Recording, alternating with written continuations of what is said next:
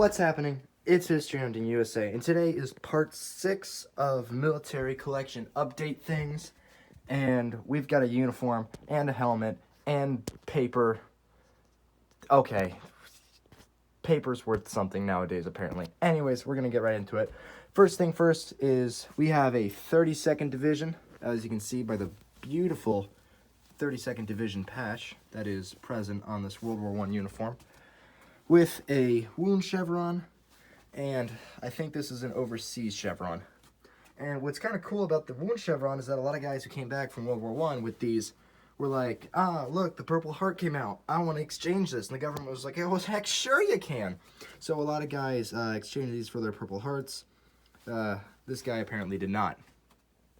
Apparently he was in coastal artillery, but from my research, I don't believe the 32nd had a coastal artillery division. So this could be, or not division, regiment, or just, section. But this could just be, his substitute for artillery, or there was something about there being a coastal artillery that was like one in the 32nd, but I couldn't find much on that to prove it.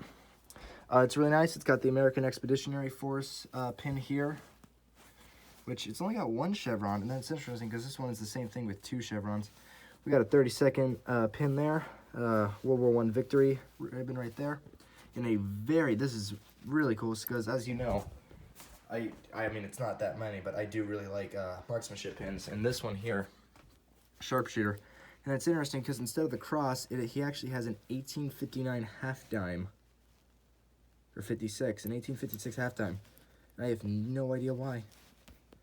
So it's a very cool uniform, and it's not even over that because it's got photos and a garrison cap. So we'll get in the garrison cap first. Used to have a pin, not anymore. Open it up. There's your World War I garrison cap. This came with the uniform, and I keep it in the pocket. So honestly, that's just cool that the garrison cap came with this. But what also came with it are these photos. So this is our first photo. The bottom, I believe it says Orton Roby, and it says Orton World War I on the back. And the thing that I thought was interesting is that they didn't call it World War I until World War II happened. So that must have been, I guess someone wrote on that much later after the photo was taken. And then we have this one, which is Orton in center. One of boys was killed in war. And that's Orton with, and so what I believe are his brothers, actually.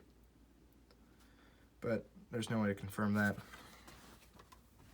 I believe one of his, I did do some checking on Find a Grave. I found only one guy with this name, and he's buried in Oregon, which is where I got this uniform. But the thing is that he's attached to something called the 42nd Spruce, which is a similar thing that the guy who owned this case back during World War I was. It was where they cut down trees to build aircraft, but obviously he's not the 42nd Spruce, so I'm not too sure about that. All in all, very cool uniform though. I traded an item, which was a Japanese shell with some papers attached to it, but I traded that, and what I paid for that, I think in the end I paid $140 for this uniform. So it's a little high. Well, I mean, not too high, it's about average, but I mean, I didn't know where I'd ever find a uniform like this again, really. Wounded in action, World War I, that's just, it's cool. Our next item we have up here is a Fort Mears matchbox thingamajig. Dutch Harbor, Alaska. As you know, I'm starting to collect these as well because I think they're super cool. And something interesting about Fort Mears in Alaska is that it was actually attacked by the Japanese during their Aleutian Island campaign, and they repelled the attack. So it's a pretty cool matchbox case thingamajig. That just, oh boy.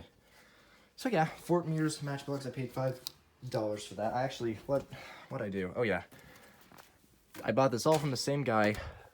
$15, $16, $17 for this. I'll get into that.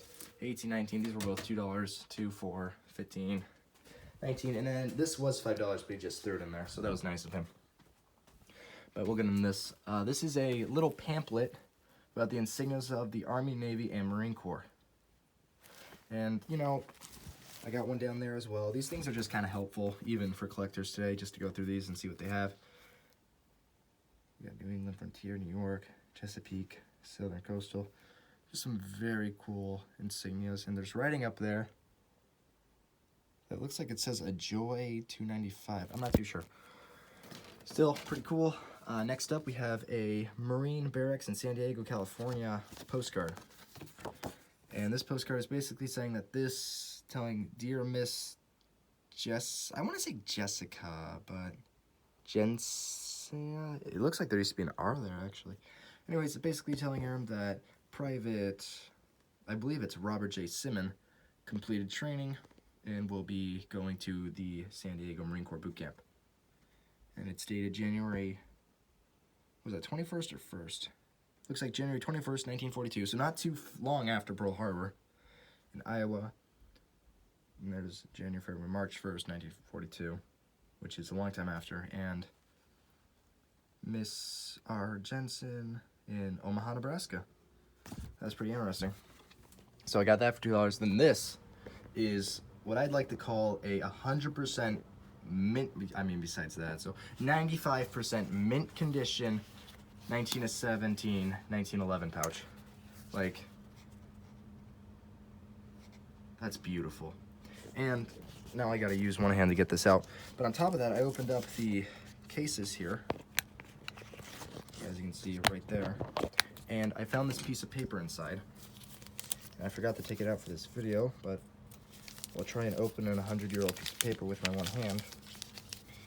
Basically, it is telling the user to keep their magazines clean and how to.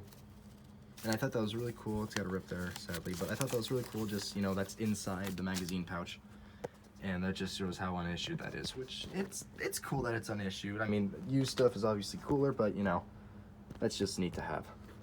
And then finally, we got a U.S. Navy Vietnam War helmet, and I got this for $40. And what I first thought, now even though they aren't what I thought they were, these are actually a result of the helmets stacking on top of each other. And I thought they were captain's bars, but they're not. But it kind of just goes to show how used this helmet was.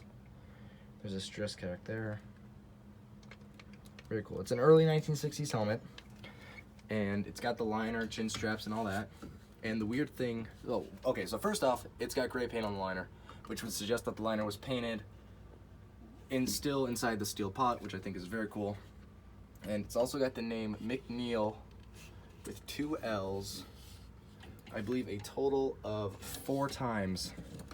There's one there in the helmet liner, but no other information is inside. So a lot of McNeils who were in the Navy, so I doubt that's ever going to be researchable. Even early 1960s, there's not a lot, or there is a lot, so it's hard to say, but I'm trying to get the liner out to show you that. So that's the liner. This is the inside of the pot. It's green, as you can tell, because they were all factory made green, and it was up to the Navy crews to paint them gray. But I doubt you're gonna be able to see that. Kinda, not really though. So I can get a better view. Yeah, anyways, it's well shoot, if I can find it now.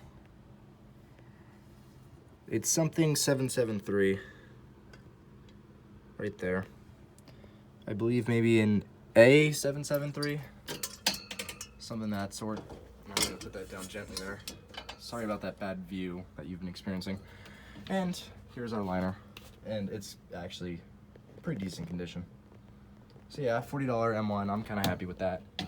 And that would conclude the video, so thank you so much for watching. I will try to get more stuff after the virus maybe doesn't kill me. And thank you for watching these videos, I really appreciate it, and I will see you again. So, woo, yay, military stuff.